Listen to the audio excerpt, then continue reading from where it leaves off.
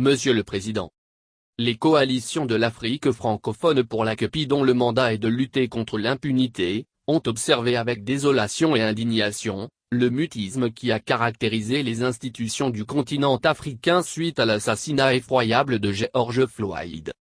En effet, ni les plus hauts dirigeants, ni les institutions africaines, censées représenter et défendre les droits des populations et des pays de notre continent, n'ont dénoncé cet acte ignoble et révoltant.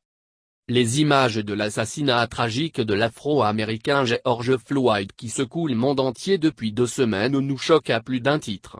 La plupart des États partis à la Convention internationale sur l'élimination de toutes les formes de discrimination raciale entrée en vigueur le 4 janvier 1969, réaffirment sans ambages leur volonté de mutualiser les efforts pour lutter contre la discrimination raciale et débarrasser définitivement le monde moderne des pratiques racistes et xénophobes qui sont contre les principes fondamentaux des droits de l'homme.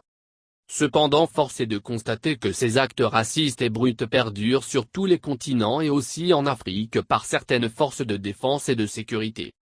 Par la présente, les coalitions de l'Afrique francophone pour la Cour pénale internationale vous interpellent vigoureusement pour la condamnation ferme de cet affreux assassinat d'une cruauté extrême et de tous les autres actes de racisme à l'égard des Africains partout.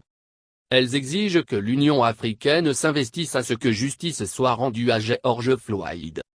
En outre, elles suggèrent la mise en place d'un mécanisme de lutte contre cette discrimination qui pourrait être un des instruments de protection et d'éradication de ce fléau montant. Dans l'espoir que l'Union africaine et les coalitions africaines francophones pourraient ensemble contribuer à la promotion des droits humains et à la lutte contre les discriminations, recevez Monsieur le Président, l'expression de notre haute considération.